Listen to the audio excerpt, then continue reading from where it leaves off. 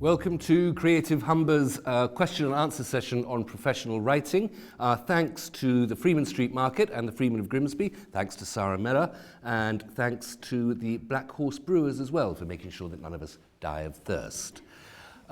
We have three excellent writers with us this evening to give some advice and to answer some questions. Lynette Creswell, author of titles like The Betrayer of Magic, The Sinner of Magic. There's a trilogy. There is Defenders of Magic. And Defenders of Magic. And my latest book, which is Clump, A Changeling Story. A sort of fantasy genre writer, would you describe yourself? Dr. Chris Dowes, who, well, it's impossible to describe what genre he writes in because he writes in so many of them: science fiction, fantasy, children's work, historical writing. And Dr. Steve Bloy, who writes historical fiction based on research he's done, I think, into your own family, Steve. The first book started out with research on my own family. And when I found out things that had happened to them, that inspired me to then start writing historical fiction. So I was taking a context from each of the things that I found in my family's life and building a story around that. Excellent. Okay, well, that is our panel. Do we have a first question? Clearly not. So astonished. Like any good auctioneer, then I'm going to take a bid off the wall and ask, why do you write? Chris, you can answer that first. I write because I enjoy it. I like to entertain people. I also like to see how far I can push myself from a narrative perspective. I'd like to do different things. I've done an awful lot. If you read the piece of paper in front of you, it'll tell you an awful lot of things that I've done. I like to reinvent myself. I just like telling stories. That's why I write. I like to tell stories. And I don't really mind. Well, it might sound like I'm a jack of all trades and master of none, which isn't entirely true because I've been doing it for over 20 years and I've done different things at different times. Not like sort of magpie, that's shiny, I'm going to follow, that kind of thing. It has had a very, it's had a rough sort of like design, but when you decide, you take the decision you're going to be a jobbing writer, you're going to be a professional writer, you quite often, you're always dictated by other people. You're dictated by their pace, you're dictated by their subjective opinions, you're dictated by the market.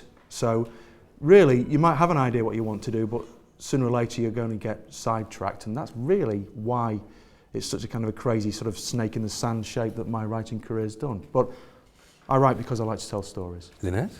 I think I write because I feel it's in my blood. I think that everything I do is, as Chris just said, is like I want to write stories and I want to make people happy with what I write. And I think when I write whenever I do a story, my passion is that I want my reader to be enthralled in what I do. And when my reviews started coming from my first book, I think that sort of ignites the fact that you can do something that you are good at writing, and therefore it just I don't know, it just blows it out of the water, I think, for you. When you realise you're good at something, obviously you want to be even better. And I think I'm quite passionate. I think everyone who knows me knows I'm quite passionate about my writing. And I do think that once you get into that kind of frame of mind, it's making your readers want to be in the same place that you are, if that makes sense. So that's why I do my writing. I just love it. And Steve, why do you write? I'd like to just pick up on something that Lynette has just said, and the word is passionate. In my business career, I did quite a lot of writing, but it was mainly academic writing. And those of you that perhaps have worked in education realise that when you write academically, you're writing in a different language altogether. It's just so contrived, I find. And when I started researching my family's history, I started just making a few notes. And then I started to think, well, if that's how my family fared in the 1890s, the 1850s, and going right back into the 18th century, would people be interested in that? So I started to explore it, my family's history, within the context of the social setting of the time.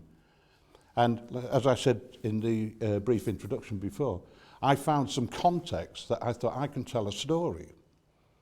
And this is something that my mother always used to remind me of, that Stephen could sell sand to the Arabs if he wanted to, because I have this ability to tell a story.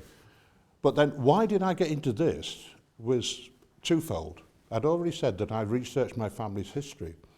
And at the time, I was the director of the Humber Seafood Institute, and the Grimsby Library was putting on an event of things relating to Grimsby. And they asked me, would I come and do a talk about the fishing industry? Well, I didn't know a massive amount about the fishing industry, but I knew when the fishing industry started in the mid-Victorian times. So I started to put together a talk, and then I retired shortly afterwards. So there I was halfway through writing this. I was starting to develop a load of knowledge about the local fishing industry, and that ultimately led to me writing this. So I go back now to what Lynn said. I became passionate about telling the story, but telling the story in such a manner that people wanted to read. And more important, I found, was I telling the story in such a way that people cared about what happens to the characters? And by caring, I mean whether they prospered or whether they got their just desserts. And that's what I find really, really interesting. I'll share something with you. My third book's coming out in July, and I've just gone through the final proofs. And I hadn't read that since I sent the manuscript away 9 months ago. And we'll talk about that later, you know, the delay in getting something published. And I actually sat weeping yesterday morning as I came towards the end of the book, because I was reliving the scenes in my head that I'd written down about what just happened to this group of people, my principal characters. And I felt myself becoming all emotional again at that very setting. And if I can do that, that's where I get the joy. So that's why I write. Sarah, I think you had a question. I did, actually. It was something from what Chris had said earlier. He likes writing stories. How do you know when the story's good, Chris? You don't. You work in isolation. Being a writer is an isolated profession. Being a professional writer means that sooner or later you will be collaborating with somebody. What's going back to the subjectivity thing, you're always at the mercy of someone else thinking it's any good or not. It doesn't matter a jot whether you think it's any good. I'm being brutally commercial here. It's down to whether your audience enjoys it or not. Now, if you can write with someone in mind, or there's an old adage, write what you know, and if you don't write what you know, at least write what you like. If you can second guess as much as you like about whether the market's going to like it or not. You can disassemble a story, you can deconstruct a story, you can look at its narrative structure, its function, you can look at the elements of its characters, you can read loads and loads of books on writing. If you want to make loads of money, by the way, write a book on writing. Doesn't matter whether you've been published in anything else or not, people will buy it. It's nonsense, really.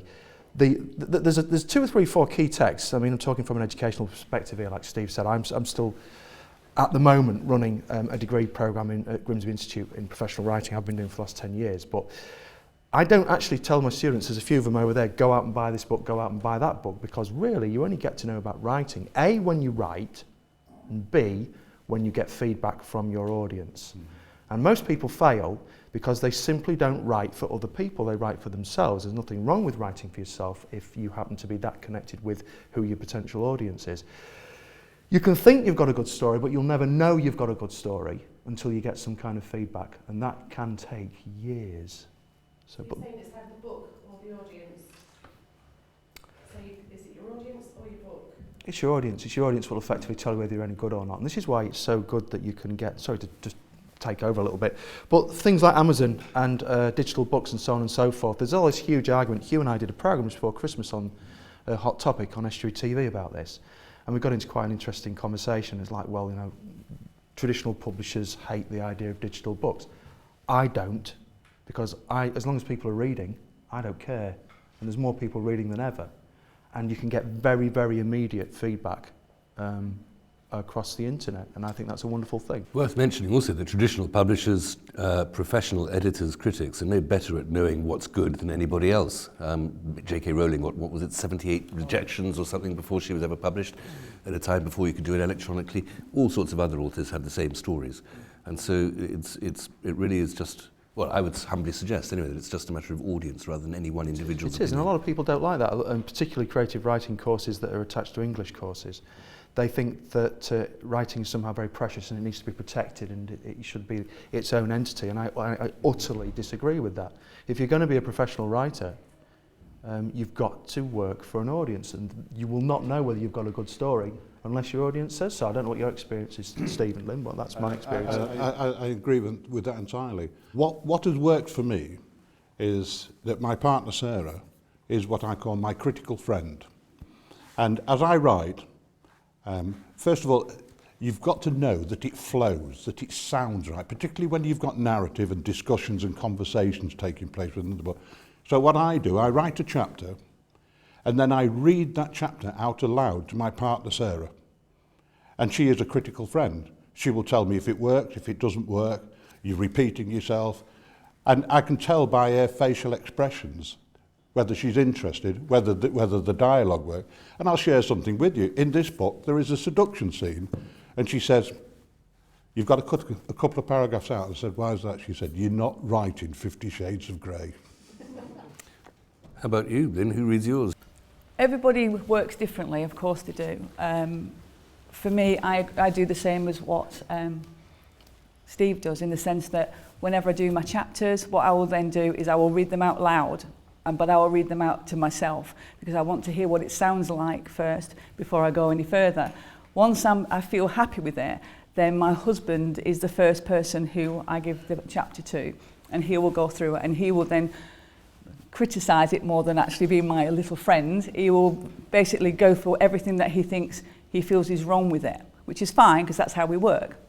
Then I'll either agree with him, or I'll throw my papers around the room in a tantrum, and then go back and look at it and think, yeah, he's right. I have to admit he is right, and I'll go back and change it.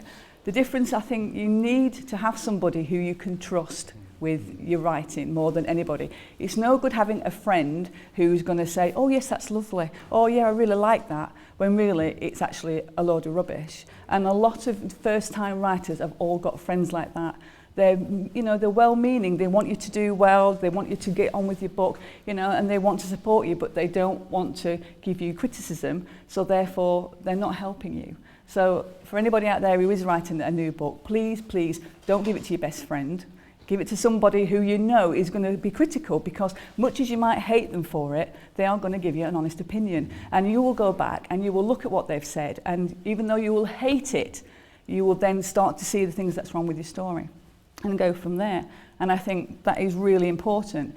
I agree with Chris about the way people tell you about writing. The problem with that is everybody writes differently. And you can go to one editor and they will edit it one way, and then you go to somebody else and they will edit it a different way. And even now with my book Clump coming out, someone's read the Kindle and they've said to me, the way you had it, have you had an editor? And I said, yes, I have. And they're like, oh, right. I said, why? What's wrong with it? And they're like, oh, well, there's nothing wrong with it. It's just the fact that there's a few errors that I've picked up. And I said, well, what kind? Is it spelling? She said, no, just the layout.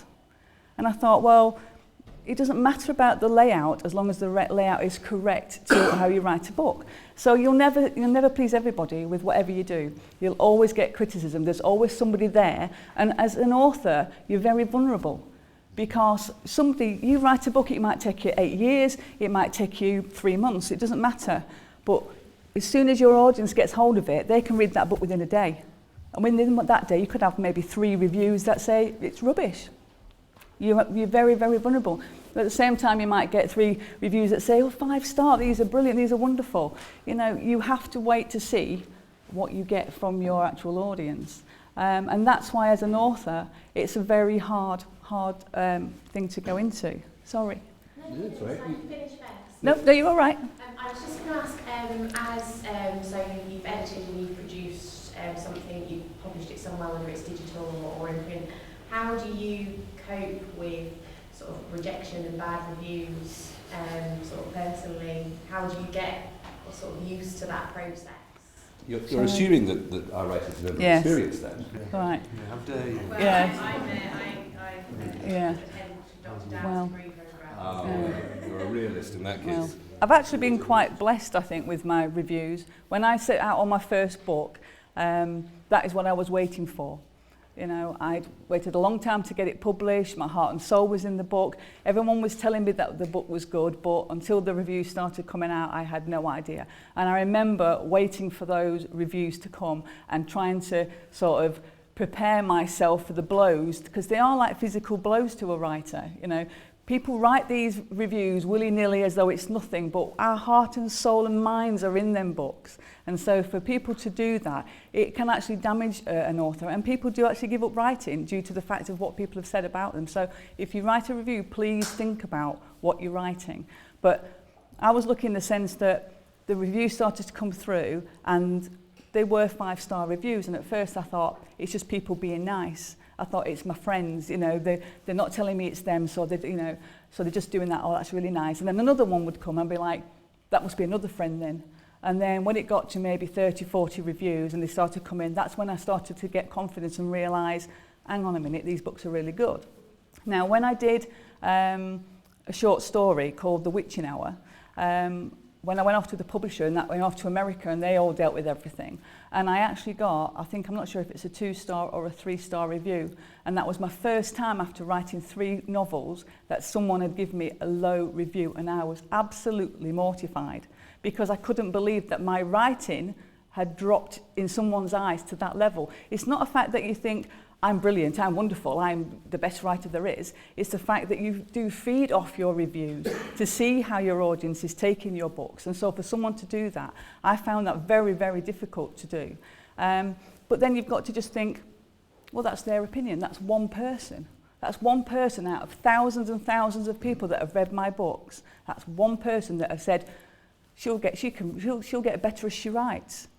So I'd written 3 novels, how much better do you want me to be? You know, that's her opinion. So you just dust yourself off and think, right, okay then, I'll carry on. Because if it is your passion, if it is your love, then you will carry on. And that's the bottom line of it. You just have to take it on the chin and think it's just one person's opinion. Chris, have you ever had a stinker? Yeah, I've had a few. In response to what do I do when I get a bad review, I either fly into a rage or drink. or both, yeah. It's a bit... I've seen you do both. Well, yeah, simultaneously.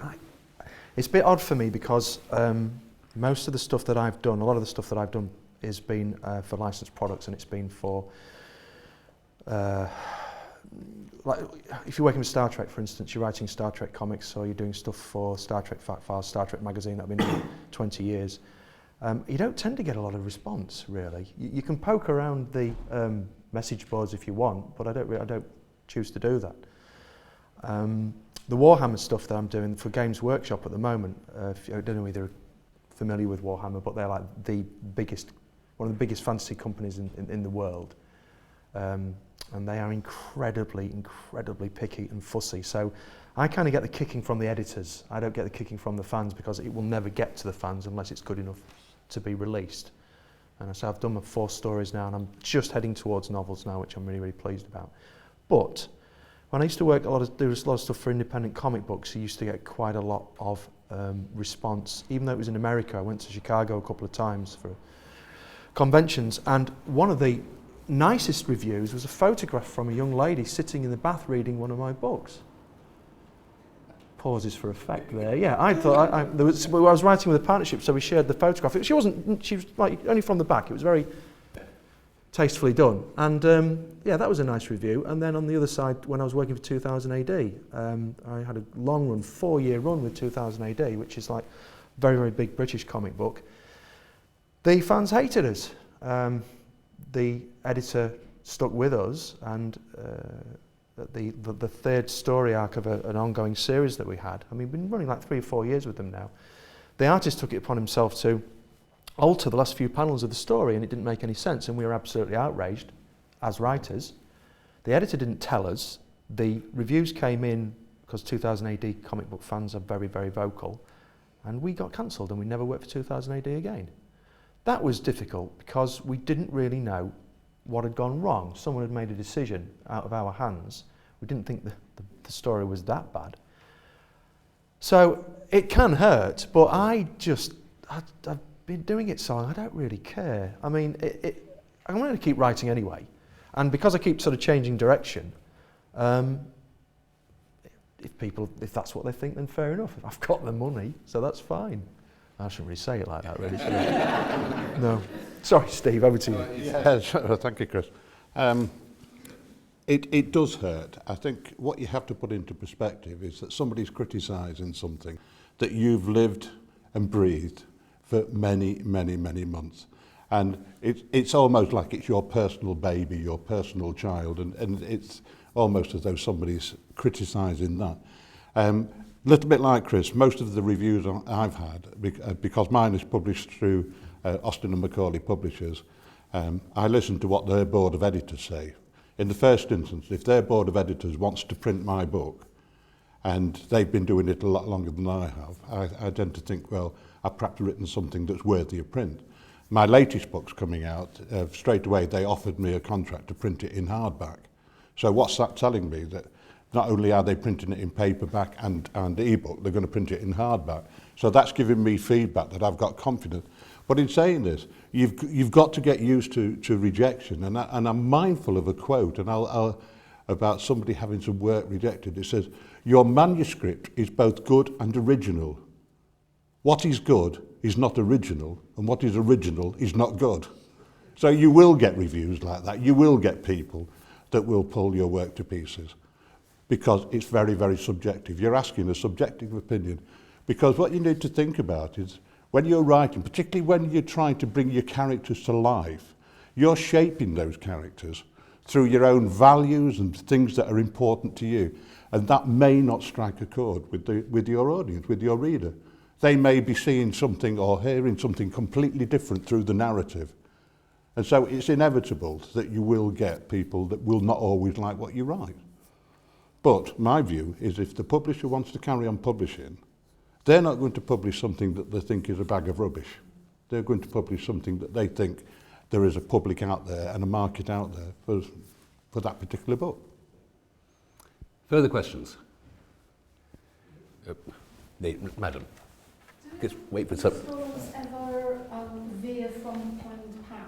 Do you then try and get them back onto the path, or do you actually let them go where they want to be? Chris, you okay, Steve? Yes, you go ahead. I'd love to take that for the simple reason. When somebody asks me to describe my writing, I say it's organic. I start off with a rough idea of where I want to go. I don't have all my characters in mind. I have a basic plot. And as I start to write, I start to introduce different things into the story. I'm thinking that works or that doesn't work. And I often wander off into different... And so I look at this book is like a tree that from a root, and it just got many, many branches. And I find that I put stories within stories because that's the way I naturally felt it should go. And so it isn't a case of jotting everything down as a plan. I have a rough idea about what I want, the bits and pieces I want to bring out. This particular book is talking about the horrific and appalling conditions that the fishing apprentices that sailed on the smacks had to endure. It's what I call a factional novel. My characters are fictional, but what actually happens to them is fact. So in my research, I had all these different facts that I wanted to bring in, the murders, the sexual atrocities, the things that happened to the boys. And I've got to then bring it all together, but I don't have a plan as such. I just let it evolve and let it evolve naturally. Lynn, how about you? Do you have a sort of chapter by chapter plot diagram across your office? Oh, no. I think it's really strange how my writing sort of came about, really. I only ever had one sort of story planned, which was obviously Sinners of Magic, my first book.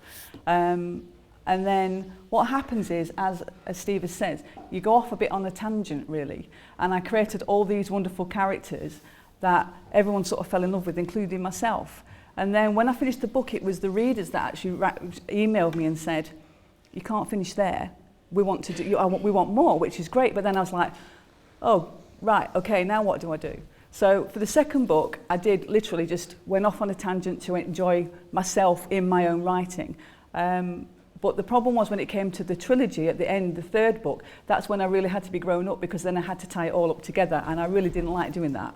Because with the other books, I could just go off on the flow. I could create all these characters. I could go off on a really good hoolie, have all these realms and these dwarves and magicians and all these great people. But of course, in the third one, they all had to come together to make sense. You couldn't just decide to make it a quadrilogy? Well, not really, but that's where Clump came from.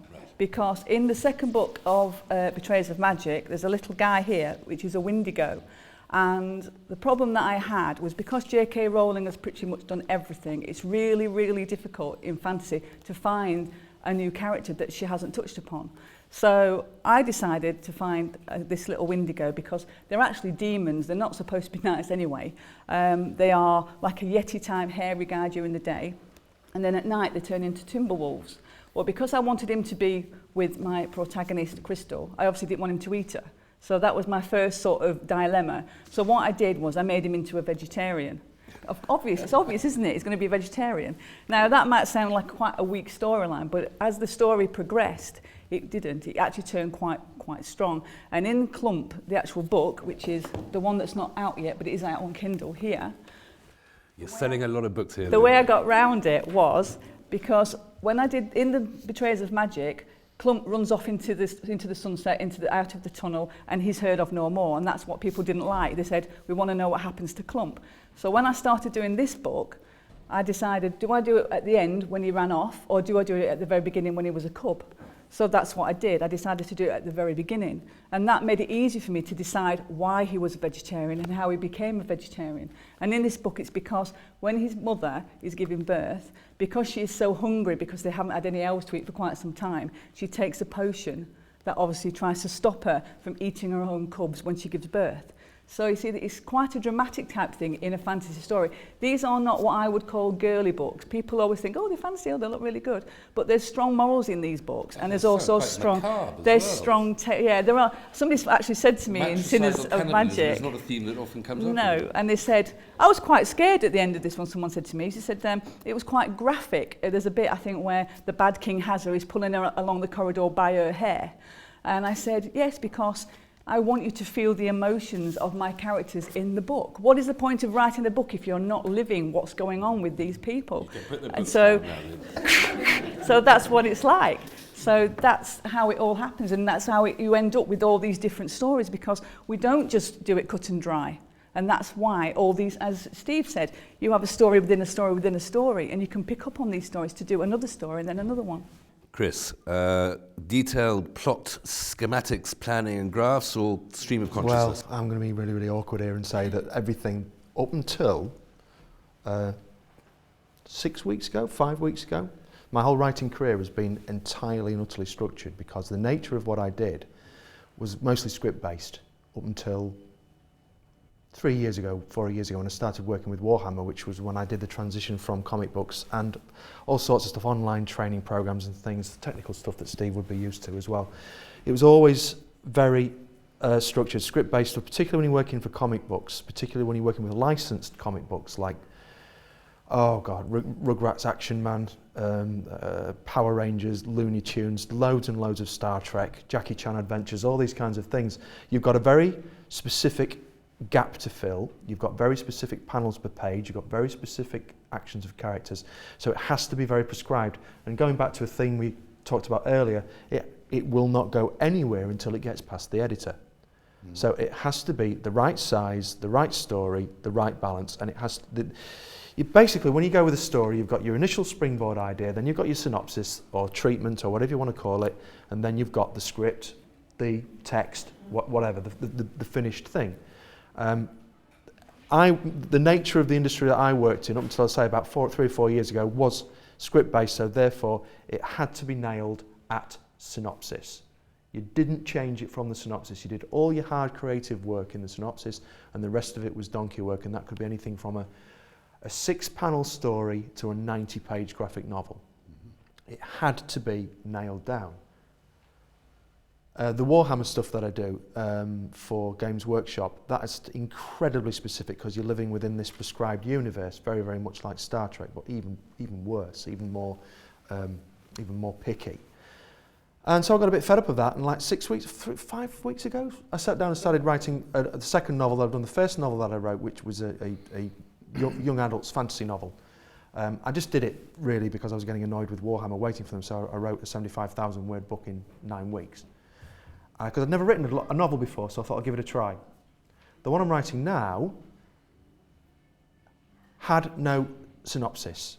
It had areas where I wanted it to go. It had characters. I didn't know who all my characters were. And I just started writing it, and I'm now on 65,000 words after 5 weeks, and I've never enjoyed writing so much in my life. I may not ever do it like this again. If I do a follow-up book or books, it'll have to be more prescribed.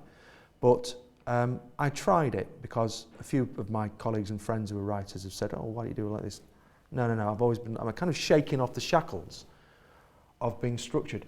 Having said that, it's a very good place to learn how to write, is to do it in short form, and also to have a structure and to know what everything is before you start. Having a luxury of being able to go in lots of different places is great until it starts to become a business. And then it changes, because then you've got to think, well, I've got to go back to pleasing most of the people some of the time. And that's inevitably, I don't think I'll ever have as much fun writing this book. Hopefully it's going to be successful, I don't know yet, as I will in the future. But you can do it really any way you like. But I was so used to it, 18, 19 years doing it, very structured synopsis, then developing the synopsis into the long form. That's the professional bit, the donkey work. I kind of get the creativity out of the way first and then write the thing, but now I'm just doing the two things at the same time and having a great time. Hugh, can I just pick something up there? Of course. What Chris has said, this business about enjoying, if you write organically and you suddenly start to bring different characters in, this is a tip. I've taught myself how to write.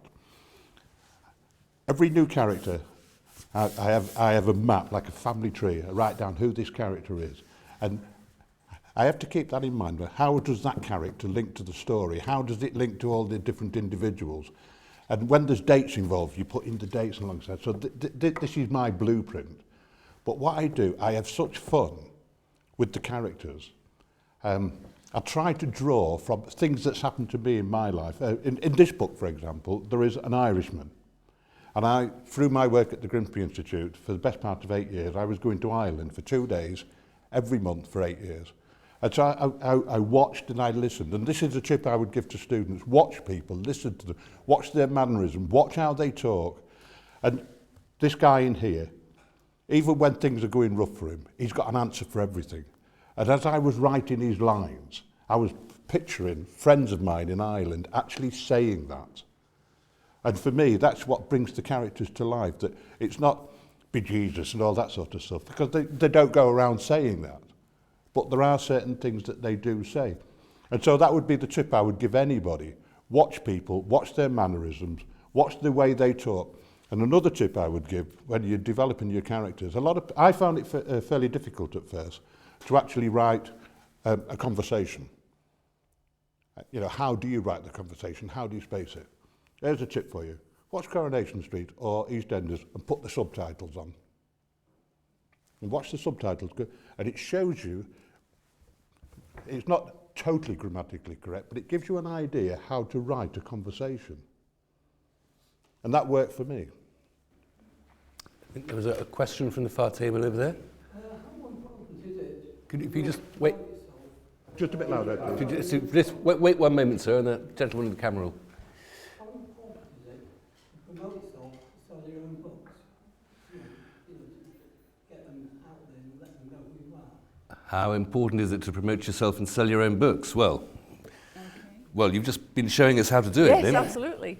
I think because I don't know if a lot of people are aware, but most of my stories are self-published.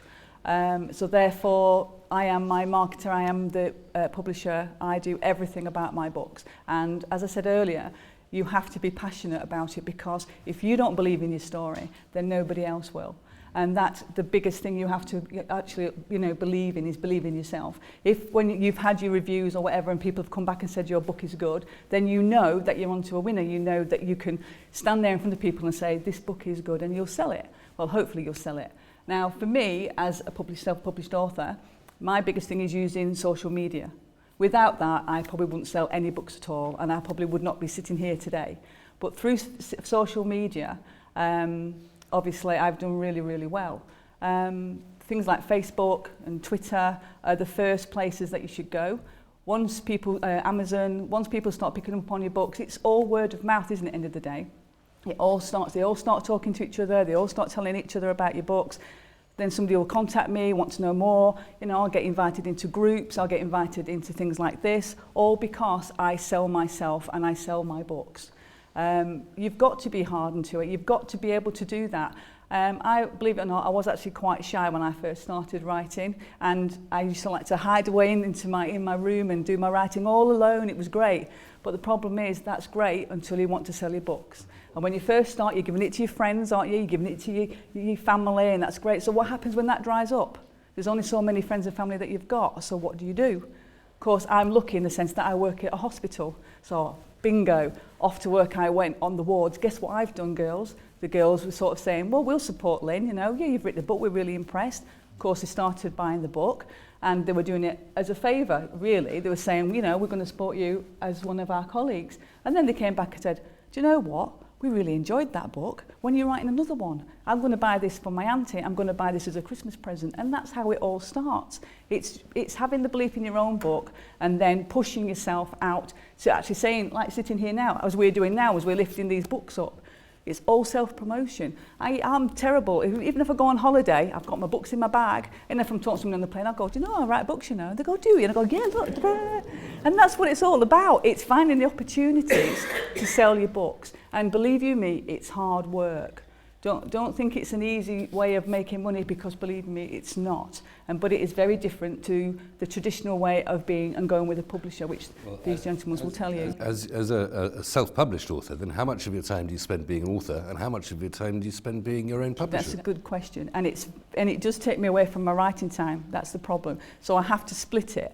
When I first started, because I wanted to obviously sell books, I was doing something like I'd write the book, and then out of my day, you're probably talking maybe 3 hours a day I was using to actually promote my books. An hour and a half on Twitter, the rest would be on Facebook, but I was determined, and I did that for 2 years. Solidly, every day, I would be on my husband. How he didn't divorce me, I don't know, because he was stroppy, he was like, I never see you, and I'm like, I've got to do this, I've got to do this, I've got to get my name out there. And so that was my springboard into going off into the sunset of social media to say, I'm here, I'm not going away, I'm not going to write one book and then just disappear, I'm here to stay. And that's how it all started. Now it's not quite so bad. Now I don't have to be quite so dramatic. You know, I go on Facebook really, when we, like tonight, you know, this is happening, I'll go on Facebook and I'll promote it, I'll let you know what's going on, any events. It's completely different now. But that was because solidly for 2 years, I worked every single day, 7 days a week, come rain or shine, you would find me working with my books. That's the passion that you've got to have to self-promote. And Steve, who publishes you? My books are published by Austin and Macaulay. They're a private publishing company based at Canary Wharf in London. The very first book, because I wanted this published, this was as much for my family as for getting it out into the open. I entered into a contract with them, a contributory contract, meaning I had to pay so much. I was offered contributory contracts by about half a dozen different publishers, and they range from the sublime to the ridiculous, the sort of money that they wanted. And so, unlike me, I was very patient. I did quite a bit of research as to what was I going to get for my money. And so if you do go with a publisher and they want a contribution, in the first instance, it's not totally unreasonable, because the cost of getting a book published is quite expensive. You're talking a few £1,000s. But what are they going to do for that money? And I was very delighted with the contract that I went into for Searching for Walter, because not only did they obviously take the manuscript, they typeset it, they proofread it, they sent it out to professional proofreaders, and it had been professionally proofread twice before it even came back to me. They actually designed that cover, and that cover is featuring things that's in the story, so somebody bothered to look through the story and find images that would actually make a suitable cover. So they did that. They also promoted the book at several book fairs, not just in the UK, but in Europe as well. In addition to that, I've obviously done exactly the same as Lynette. That's the best advice you probably will get tonight, is that use Facebook, use social media, and get your friends to share your your book information on Facebook. As a consequence of that, this book is now sold in Australia, South Africa and America and the United States. And so for me, it's the balance between the two. Because there was a relative success with this isn't making me a fortune. I'm not going to be threatening J.K. Rowling anytime soon, that's for sure. The contract that I was offered for this was considerably less than for that, because they had confidence. You had to pay considerably. Yes, it's contributory contract, but I will get my money back. And the contract that I've now often gone into for a hardback is even less still. And the book fairs that they're telling me that this is going to go to. But I cannot just rely on them alone, because they are publishing so many books each month. So what Lynette says is absolutely right. You've got to take on the role of marketer, salesperson, your friends, your family, you've got to badger them. They will become your selling agents. They will promote your books for you. But Facebook and Twitter and social media is perfect. Your experiences of publishers and alternatives to publishers? They're limited, really, to be honest with you, because everything that I've had published, barring the Amazon digital book, which I did as more of an experiment than anything, has all been traditional publishers, so it's not really relevant, I'm afraid. Would you be, I mean, how is your Amazon experiment? I've sold about 50. That's, well, what's it called? Let's give it a bit of publicity. It's an absolutely excellent story. It's called Panthea. Panthea, It's yeah. a wonderful... Yeah, it's just I just did it as an experiment, really, because I was teaching professional writing. I couldn't legitimately discuss digital publishing unless I'd done it.